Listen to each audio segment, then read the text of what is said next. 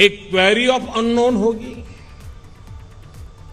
पहले आपकी नॉलेज, आपकी क्वेरीज का दायरा, आपका स्कूल, कॉलेज, आपके मित्र, आपका परिवार, आपके अपनों के बीच सिमटा हुआ था।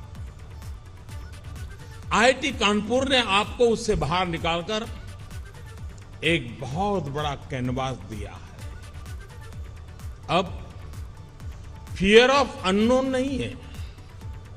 अब आप पूरी दुनिया को एक्सप्लोर करने का हौसला लेकर के आगे बढ़ रहे हैं।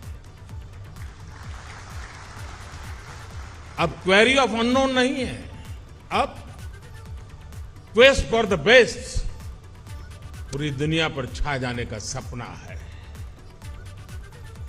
और जितनी लर्निंग आपकी क्लासरूम में हुई या जितना आपको अपनी क्लास में सीखने को मिला, उतना ही आपने अपने क्लासरूम के बाहर अपने साथियों के बीच एक्सपीरियंस किया है। क्लासरूम में आपके विचारों का, आपके आइडियाज का विस्तार हुआ। क्लासरूम के बाहर आपके व्यक्तित्व का विस्तार हुआ, आपकी पर्सनालिटी विकसित हुई है। आपने आईआईटी कानपुर में जो अर्जित किया, जो विचार समृद्ध हुए, वो एक ऐसी मजबूत फाउंडेशन है, फोर्स है, जिसकी शक्ति से आप जहां भी जाएंगे वहां कुछ नया करेंगे, अनोखा करेंगे, कुछ वैल्यू एडिशन करेंगे।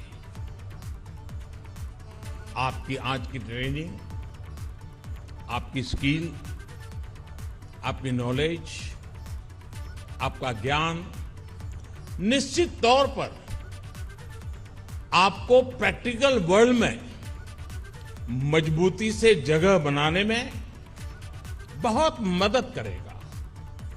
लेकिन यहां आपका जो व्यक्तित्व विकसित हुआ है,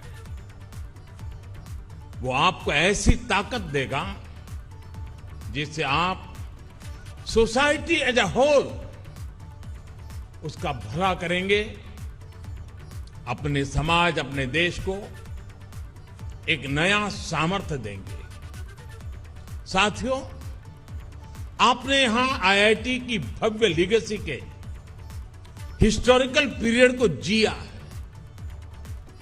आपने विविधताओं से भरे भारत के वैभव के साथ वर्तमान को जिया है।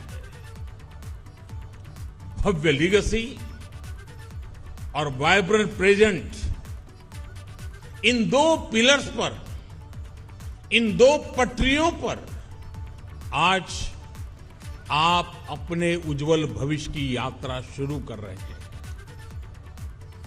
ये यात्रा शुभ हो, देश के लिए सफलताओं से भरी हो।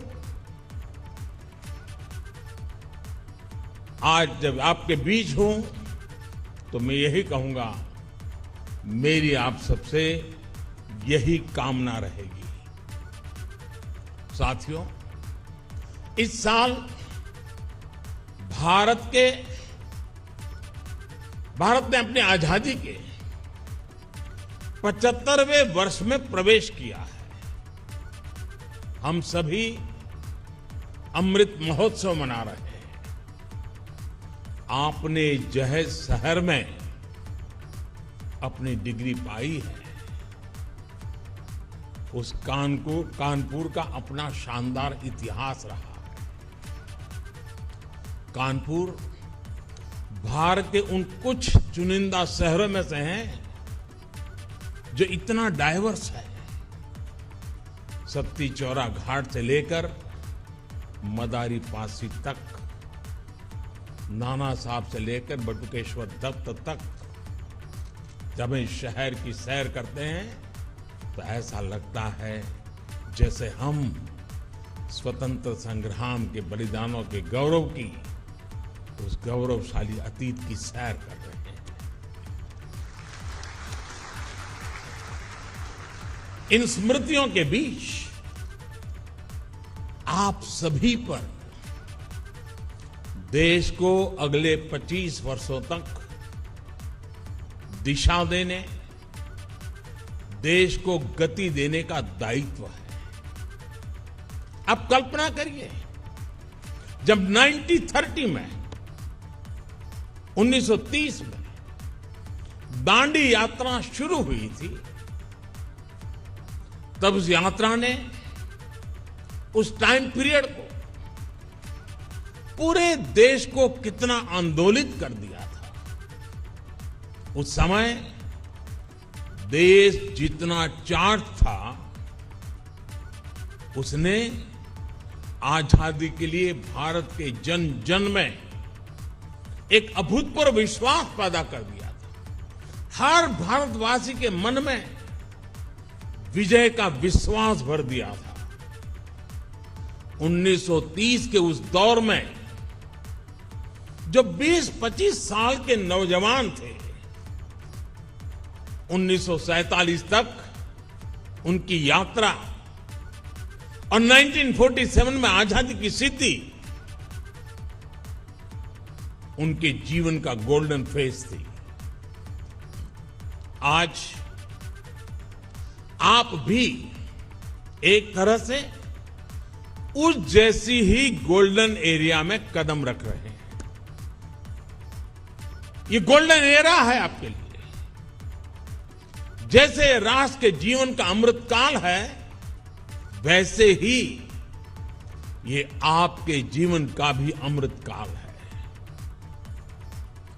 अमृत महोत्सव की इस घड़ी में जब आप आईआईटी की लीगेसी लेकर निकल रहे हैं, तो उन सपनों को भी लेकर निकले कि 2047 का भारत कैसा होगा। आने वाले 25 सालों में भारत की विकास यात्रा की बागडोर आपको ही संभालनी है। जब आप अपने जीवन के 50 साल पूरे कर रहे होंगे, उस समय का भारत कैसा होगा, उसके लिए आपको अभी से ही काम करना होगा। और मुझे पता है, कानपुर आईआईटी ने, यहां के माहौल ने आपको वो ताकत दी है कि अब आपको अपने सपने पूरे करने से कोई रोक नहीं सकता।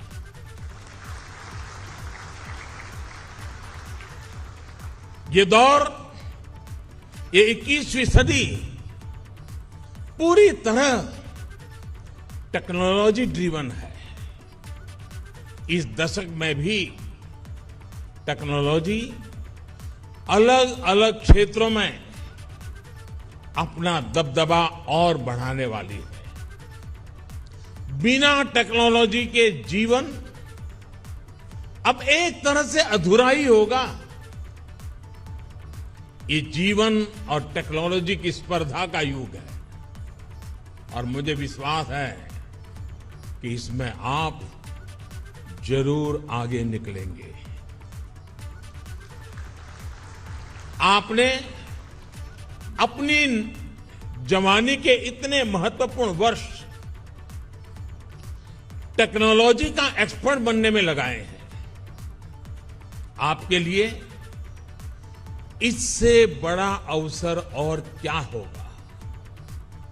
आपके पास तो भारत के साथ ही पूरे विश्व में टेक्नोलॉजी के क्षेत्र में योगदान करने का बहुत बड़ा अवसर है। साथियों, हमारी आईआईटीज तो हमेशा टैलेंट और टेक्नोलॉजी की इंक्यूबेशन सेंटर रही है, और आईआईटी कानपुर की तो अपनी एक अलग ही रेपुटेशन रही है। आपने अपनी खुद की कंपनी एक्वाफ्रंट इंफ्रास्ट्रक्चर के जरिए बनारस के खिड़किया घाट पर दुनिया का जो पहला फ्लोटिंग सीएनजी फिलिंग स्टेशन विकसित किया है वो बेहतरीन है। इसी तरह आपने एग्रीकल्चर के क्षेत्र में स्टेट ऑफ आर्ट टेक्नोलॉजी विकसित की है। दुनिया की पहली पोर्टेबल सॉइल टेस्टिंग किट बनाई है। 5G टेक्नोलॉजी में तो IIT कानपुर का काम ग्लोबल स्टैंडर्ड्स का हिस्सा बन चुका है। ये संस्थान ऐसी अनेक सफलताओं के लिए बधाई का पात्र है। ऐसे में आपकी जिम्मेदारियां भी कई गुना बढ़ गई हैं। आज आर्टिफिशियल इंटेलिजेंस के क्षेत्र में, एनर्जी एंड क्लाइमेट सॉल्यूशंस में, हाईटेक इंफ्रास्ट्रक्चर के क्षेत्र में देश के सामने बहुत बड़ा स्कोप है। हेल्थ जैसे सेक्टर भी आज टेक्नोलॉजी ड्रिवन होते जा रहे हैं। हम एक डिजिटल डायग्नोसिस के एरा में है, रोबोट असिस्टेड ट्रीटमेंट के एरा में पैर रख रहे हैं। हेल्थ डिवाइसेस अब घर की एसेंशियल बन गई है। डिजास्टर मैनेजमेंट में चुनौतियों का सामना भी हम टेक्नोलॉजी के जरिए ही कर सकते हैं। आप कल्पना करिए, हम कितनी व्यापक संभावनाओं के गेट पर खड़े हैं। ये संभावनाएं आपके लिए हैं। इनमें आपकी बहुत बड़ी भूमिका है। ये आपके लिए देश के प्रति केवल जिम्मेदारियां नहीं, बल्कि ये वो सपने हैं जिन्हें हमारी कितनी ही पीढ़ियों ने जिया है। लेकिन उन सपनों को साकार करने का, एक आधुनिक भारत बनाने का वो सौभाग्य आपको मिला है, आपकी पीढ़ी को मिला है। साथियों, आज आप 21वीं सदी के जिस कालखंड में वो बड़े लक्ष्य तय करने और उन्हें प्राप्त करने के लिए पूरी शक्ति लगा देने का जो सोच और एटीट्यूड आज आपका है, वही एटीट्यूड देश का भी है। पहले अगर सोच काम चलाने की होती थी, तो आज सोच कुछ कर गुजरने की, काम करके नतीजे लाने की है। पहले अगर समस्याओं से पीछा छुड़ाने की कोशिश होती थी, तो आज समस्याओं के समाधान के लिए संकल्प लिए जाते हैं। समाधान वो भी स्थायी, स्टेबल सॉल्यूशंस। आत्मनिर्भर भारत इसका बहुत बड़ा उदाहरण है। साथियों, हम सभी ने देखा है कि परिवार में भी जब कोई 20-22 साल का हो जाता है, तो घर के बड़े बुजुर्ग बार बार सुनाते हैं कि अब समय आ गया है, अपने पैरों पर खड़े हो जाओ। और मुझे पक्का विश्वास है, आप जब यहां से घर अब जाओगे जरा मिलने के लिए माता पिता को, तो पहला यही सुनोगे कि भाई अब मेरा काम पूरा हो गया, अब अपने पैरों पे खड़े हो जाना। हर माँ बाप यही कहने वाले हैं।